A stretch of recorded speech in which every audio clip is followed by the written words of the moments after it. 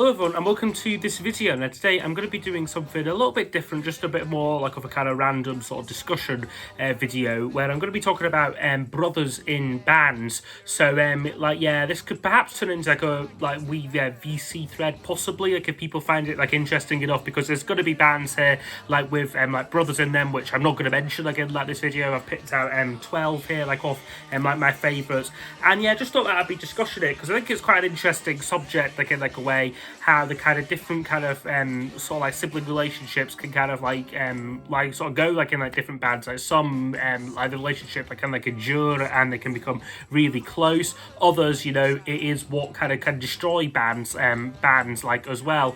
Like like I said, like I've chosen 12 of my favourites here, but of course there will be many more that I have missed out. So yeah, a bit of a mix of like the well-known and the obvious choices, but a few of my personal favourites thrown in like as well. So we'll just get cracking with a prime example of a group of brothers in bands.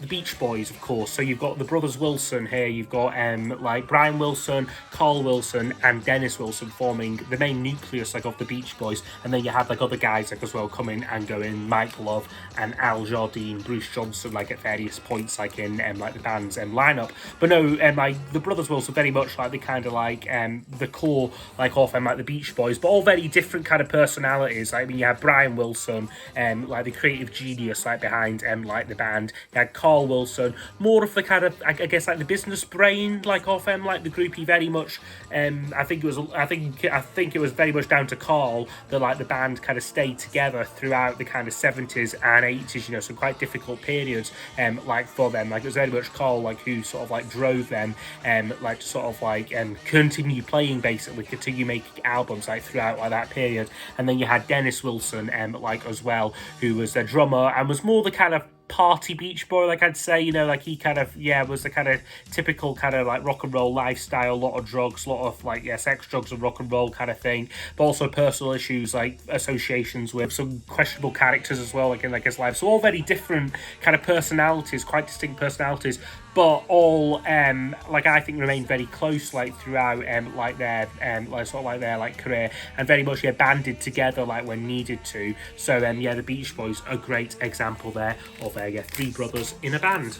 Another quintessential example of brothers in a band is the Kinks here. Like the relationship between Ray Davies and his younger brother Dave Davies was absolutely quintessential like to like the Kinks. And you know, despite like they had a famously fraught relationship, I mean despite their kind of 30 plus career like in like music, very kind of tetchy relationship almost from the off, like with like this debut album in 1964. I think, you know, like when like they first started out, there was a 3-year like age difference between like Ray and Dave, which, you know, doesn't sound a lot, but when you're 20 and your younger brother's 17, that is quite an age difference, and like it can feel like the world sort of thing. And there was I guess obvious personality differences between like the two brothers like as well. Ray Davies, a lot more kind of thoughtful person, I would say, in terms of his ability, and much more talented as well, I guess, again, like his abilities like as like a songwriter. And perhaps there was a lot of jealousy like from Dave, like why Ray was getting all of like the attention, like all of like the songwriting kind of duties that were going his way. But I think it also worked the other way. I think Ray was perhaps jealous of Dave's sort of outgoingness and kind of like his like ability to sort of like he was very confident, very bolshy kind of like sort of like personality. And so they would often butt heads like throughout like the Kinks' like career. But I mean, as I said, it was a relationship though that would like endure, you know, like they had a 30 plus career like in like music, and they still, I think, remain friends like to like this day, really. Like I think like there was possibility like of a Kinks reunion a couple of years ago, but nothing really like ever came of it. I think they were making some new music together, but again, it's things like that, like taking like their time. So no, it would be great to see them kind of bury the hatchet kind of thing, sort of formally and like publicly. But you know, at the same time, when you see footage of them these days, you know, unlike some other kind of 60s stars like McCartney and Mick Jagger, who come across as kind of Duracell bunnies like that, like comparison in terms of like their like energy levels. I mean, like Ray and Dave, you know, like when like you see them speak now, they do very much come across like the 80-year-olds like that, like they actually are. But no, a fantastic band like when they were like around, and like yeah, like that brotherly relationship very much integral to the Kinks. Another obvious choice now to kind of discussing brothers in bands is the Gallagher brothers, of course, of Oasis. This one again a bit like the kind of like the Ray Davies and Dave Davies relationship, you know, two brothers with quite contrasting personalities, like in like some ways. I mean, Noel Gallagher, kind of like the Ray Davies figure like of like Oasis, the kind of introverted songwriter, the brains behind the whole like operation. And then you had Liam Gallagher, who was the bolshy frontman, like who would kind of gain like sort of most of like the like attention like off like fans like and critics. So I think with Oasis, what kind of destroyed them was basically just like these two massive egos and kind of like big personalities, like which would lead to which would lead to this very fractious like relationship, and they would split after 15 years compared to the Kinks, like who would like last like 30 plus years. And although Oasis do seem to have buried the hatchet and they are reforming next year for some live dates, it's not clear really whether like they're doing it for themselves, like i.e. they've genuinely made up and really want to do it, whether they're doing it for like their family, like in the sense that like I mean like I think like their mum is like getting on a bit, and I think she was probably trying to get them back together, you know, or just to get along again kind of thing, or whether it is just simply for the money. We don't really know. But no, like again, like the Gallagher brothers relationship, very very important to the whole sound and the whole myth like of like Oasis really. So those were a couple there where there was obvious tension between like the two brothers, like in like the sense of wanting to kind of have like the spotlight kind of thing. I've now got two bands with brothers in them where the relationship was quite different, where you had a clear kind of leader like off like the band, and then you had a kind of supporting role like from like the other brother. First one of those is Prefab Sprout, who contains Paddy McAloon and alongside his brother Martin McAloon. But this was a very different relationship to say like the Gallaghers like or like the Davies, because like basically Paddy McAloon, it was his band, all of his songs, he done the vocals on every track, he wrote every track, and he was the clear leader of Prefab Sprout. And Martin McAloon, by all intents and purposes, was just the bass player, and can often be kind of forgotten about, like, or like his contribution kind of like quite easily like discarded. I mean, like as far as I'm aware, they didn't really have any bust-ups really. I think they are still kind of relatively close to like this day. I mean, I guess Prefab Sprout experts might need to correct me, but certainly like the only two constants throughout Prefab Sprout's whole career, which did last like 20 plus years, was Paddy and Martin. So that definitely tells you something, that I guess Martin, like in this case, was very comfortable playing that kind of like that supporting role to like Paddy's like sort of like front man. Another example now of that kind of relationship where you've got a kind of dominant brother, kind of like lead frontman, and then like another sibling who's kind of just sort of like in like the background like of the band, would be the Lilac Time here.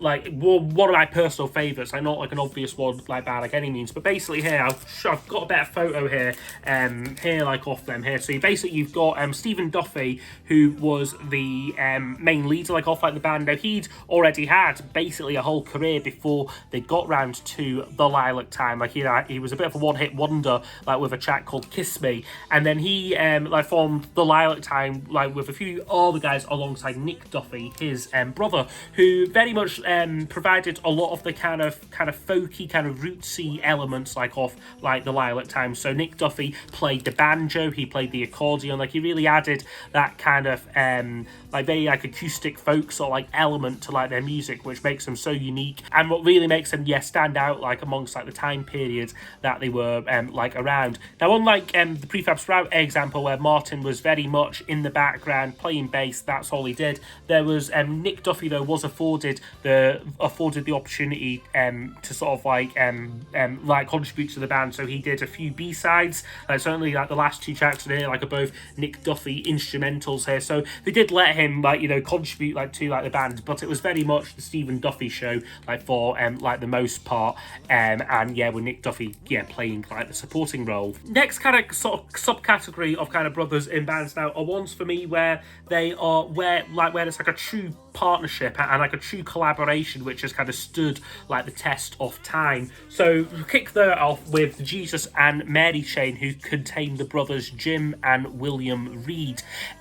So basically, they were essentially co-writers of all of their music, like kind of like close collaborators, but they also had an infamous relationship as well, very fractious throughout like the whole career. Like, I mean, the Juice and Mary Chain is a fascinating sort of tale of how not to kind of like run like a band sort of thing.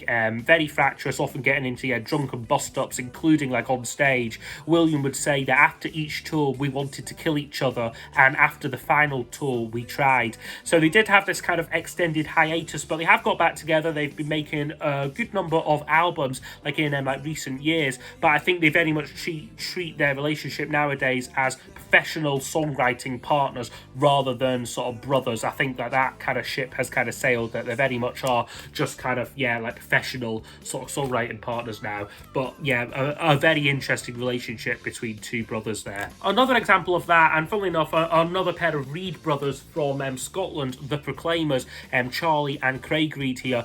Now this was again one where they wrote all the songs together. They were very close collaborators and very much played on the whole image of them being brothers, and in this case twin brothers, to maximum effect, kind of thing, creating a very recognizable image, one that would, I guess, I don't say become a novelty, but it would become hugely recognizable. There's no sort of band sort of like them, and I think they would often express maybe some slight misgivings about that in retrospect, you can't have one Proclaimer without the other kind of thing. So they kind of sort of felt a bit boxed in by their kind of the whole image, but it was certainly a very effective image, and it's something that has it is a relationship that has endured. They're still together, they're still pumping out albums, and still seem relatively close to this day. But no, the Proclaimers, great example of two brothers in a band. And now quite a unique example here, I've got Split Ends here. Now this is I think the only Split Ends album that I have, and this is a very unique example of basically where one brother hijacks the other brother's band and then becomes even more successful. So kind of the story of Split Ends was you had Tim Finn who kind of formed Split Ends in the mid-70s, had some success in their native New Zealand, but halfway through their career they were joined by Tim's younger brother Neil Finn, who was some 8 years younger, so quite an age difference, who then essentially from an outsider's perspective, as someone who's not a massive expert, kind of hijacks the band a way. He starts writing songs, those songs become among Split Ends' most popular tracks. I'm thinking of the track I Got You on this album here, and then by the end Tim Finn decides to leave Split Ends and go off and form a solo career, and then Neil Finn essentially left with the band. He sort of rebrands it as Crowded House, and they achieve huge success, huge singles and that. And it's a relationship that, they have remained fairly close, the Finn brothers. They've kind of, I think Tim joined Crowded House for a time. I think he appeared on their album Woodface, and they've co-wrote songs various songs throughout the years. They perform gigs as the Finn brothers on occasion. So they've definitely remained very close, but just a very unique example there of one brother essentially coming in, taking over the other brother's band, and making it even more successful than it already was. Okay, now I've got a couple of examples now where one brother left the band kind of quite early on, and the band would then go on to, well, certainly in this first case, to achieve some great success. So first one is Dire Straits here. So this one essentially was initially formed with Mark Knopfler and his younger brother David Knopfler, who was essentially just on rhythm guitar. But I think this was always a slightly difficult relationship, because it was probably quite a similar relationship in terms of division of responsibilities to the Prefab Sprout brothers, Martin and Paddy McAloon, in the sense that in Dire Straits' case, Mark Knopfler was the creative genius. He was the lead guitarist, such a great lead guitarist, wrote all the songs himself, and David Knopfler was essentially again just the rhythm guitarist.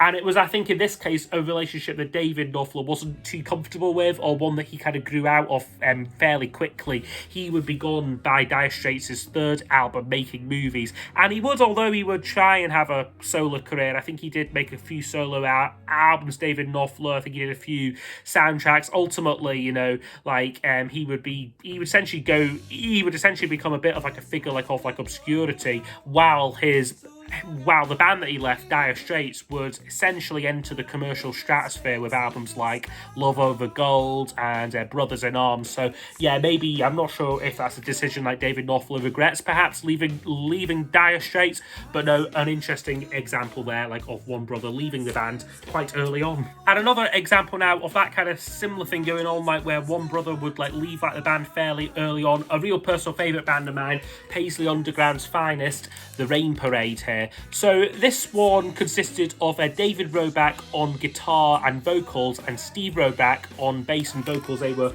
the two brothers like in like The Rain Parade. And yeah, basically, like they basically just made this one album together, and then David Roback left the band, formed a group called Opal, and then that became another band called Mazzy Star, who basically, in terms of commercial success, far eclipsed like anything like The Rain Parade. Like, they became one of the leading lights of kind of like the 90s alt pop, dream pop kind of sort of genre.